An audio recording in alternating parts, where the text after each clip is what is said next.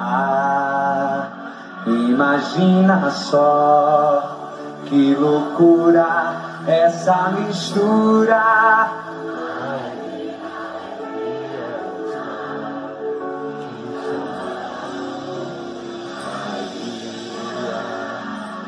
De todos os santos, encantos e axés, sagrado e profano.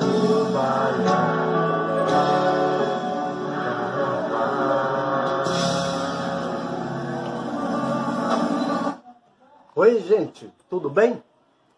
Mais uma vez, eu, professor Kleber Reis, idealizador do Círculo de Palestras Lúdicas e Memórias Afetivas, estou aqui para cumprimentar todos vocês e desejar um lindo, excelente e divertido carnaval.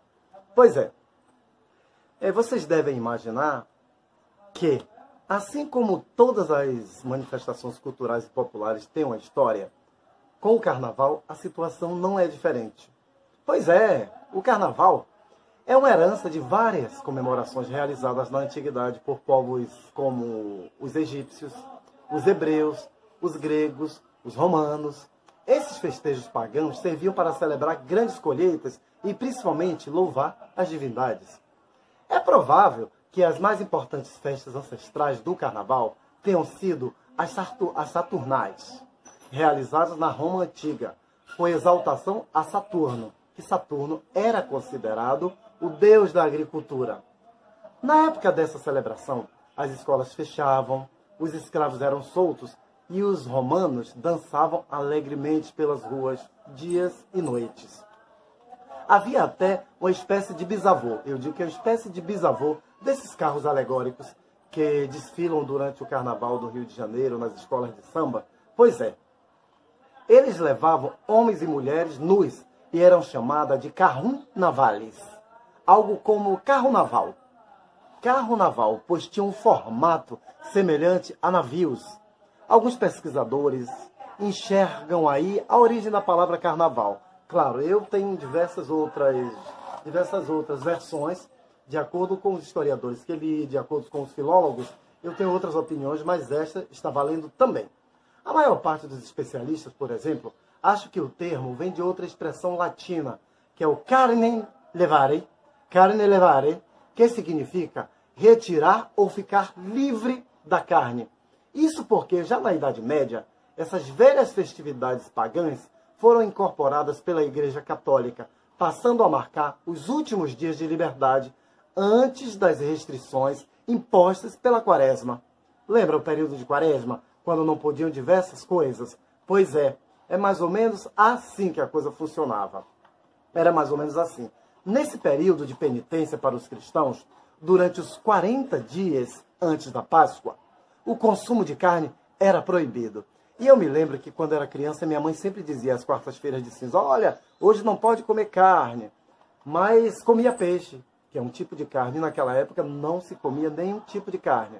Porém, a variação da data do carnaval no calendário se deve justamente à ligação direta com a Páscoa, que no hemisfério sul sempre acontece no primeiro domingo após a primeira lua cheia do outono.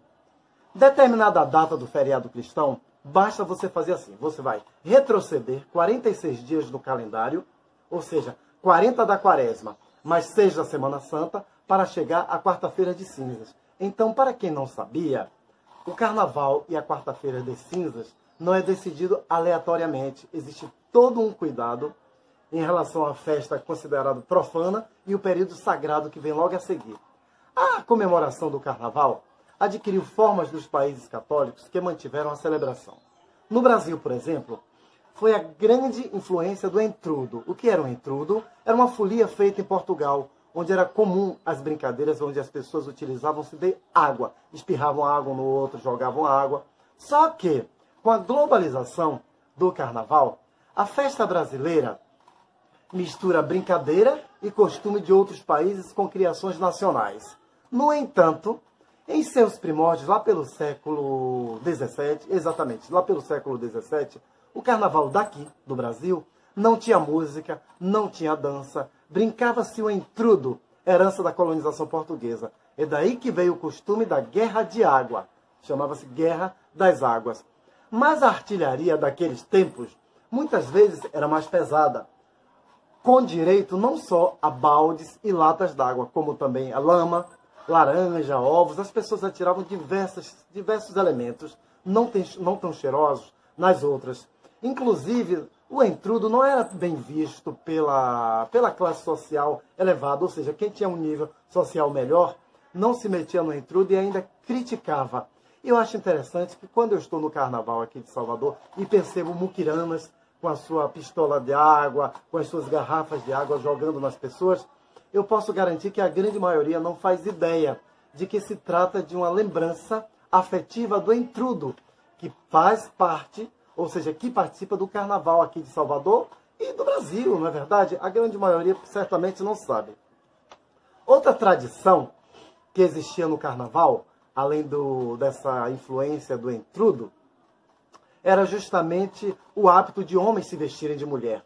Os homens se vestiam com trajes femininos. Há registro disso aí há muito tempo. Para vocês terem ideia, os travestidos, participando da folia momesca, é desde o início do século XX. A explicação está na própria psicologia da festa, ou seja, a própria psicologia do carnaval tenta explicar por que tantos homens se vestem de mulheres. E eu acredito que isso esteja ligado a uma inversão em que se busca ser exatamente o que não se é o resto do ano. Então, no carnaval, as pessoas podem liberar as suas mais loucas e divertidas fantasias. Então, vou parando por aqui, para não ficar chato, não é verdade? Afinal de contas, o mais importante é a alegria. Um beijo para todos vocês. Um carnaval lindo. Aproveite. Se beber, não dirija. Evitem os excessos e sejam felizes. É festa e é para isso que nós estamos aqui. No corredor da história, Vitória Lapinha, caminho da areia, Oh, maravilha! pelas vias, pelas veias.